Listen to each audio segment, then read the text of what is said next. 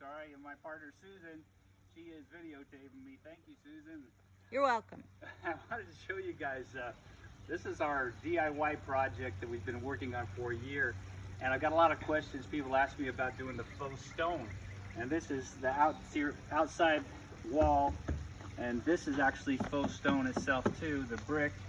And again, faux stone. I'm going to show you some tips and tricks of the things that we do to get to that finished product. Here is a wall that we have already carved, but it hasn't been stained or it hasn't had sealer on it. So that's what you're going to get to eventually. Since today is the last day of actually doing the stone, we've completed all of the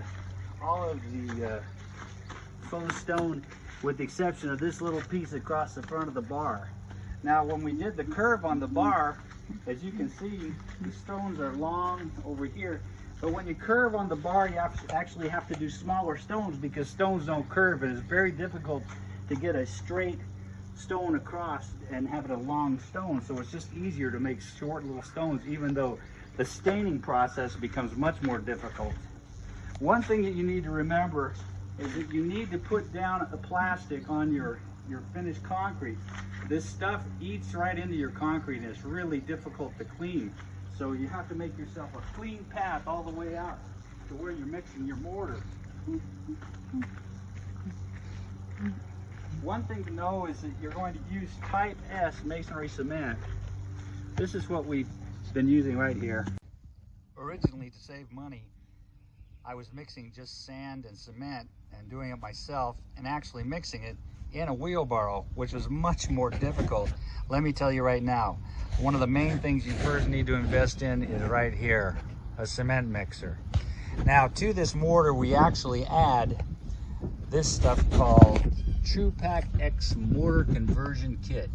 Now we find that on a place called walttools.com. I mix about a half a bag per 80 pounds of cement. They recommend a full bag, but I find a half a bag works just fine. Now to actually put the cement, the mortar onto the wall, I bought this tub here. That's where I will actually put the mixed cement into and then trowel it on. This is one of the main trowels I use to actually get the cement from there onto there. This trowel I also find indispensable in doing this whole process. Believe it or not, the secret weapon is this right here. It's a butter knife. And that butter knife is really the key to carving all of this. Now Susan is actually working behind me and she is doing the staining process, and she does a wonderful job. As you can see, the stain starts out with these different colors. They're in a dry form in this color cement color right here. We saved up a lot of different glass jars and we mix the color with water in those glass jars.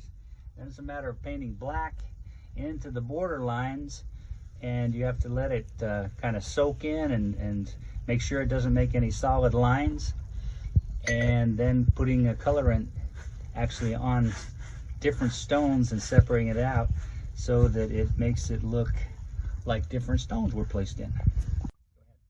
I found that using charcoal works better for that than black. Charcoal, okay. Finally, what we seal the stone with is this Deco Guard low sheen protective sealant right here. One of the things we like to do is we like to scratch off. I use a scraper and I scrape off the corners and a little bit into the stones, and it makes it even more realistic. Another thing I found indispensable is a good pair of rubber gloves. Good and thick and strong. Okay, here we have gone ahead and we've brought a mortar up into here with that bucket. From there up to there, a bucket at a time, and put it up on the wall. And the process is to get the thickness the same all the way across it. So what we do is we take a little, actually it's a small screwdriver, and we poke it in there. We find where it's weakest and we add a little more. Now we use a pool trowel to straighten it all out, and you want to try to get a smoother surface to start before you start actually carving. All right, we've got the mortar about where we want it, all smoothed out with a pool trowel, and it's about the same thickness, about 3/4 of an inch deep. And now comes the real artistic part, and the part that really we have no idea what we're doing. But what we're going to do is we're just going to use this butter knife, and we're going to carve out the stones. Now the way I like to do it is I like to just start across the bottom and make myself a nice running like that. Then of course these are going to be stones about that big, so I'll cut one up there, I'll cut one right there. Then I'm going to do another one here. This stone's going to be a little bigger, and I'm going to cut it across here like that. That's going to go down like that. It doesn't seem like there's really much to it, and there really isn't. So we just cut the stones in like that.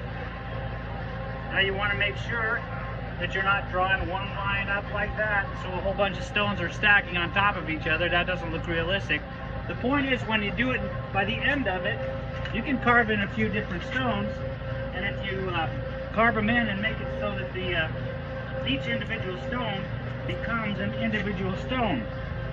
Now the first round of carving, we actually just draw lines randomly pretty much to draw the stones in. But then when you come back, you want to separate each stone from the other one. So I take out this corner, for example, and then this stone has a different cut along that edge. Now it's not quite dry enough to go to that, but that is the next phase of this. So now you know pretty much the secret. There you go. All it takes is about a year's worth of work to do all this. So when you're cutting the stones, there's a process that you go through. And what you want to do is you want to make sure that each stone is an individual stone.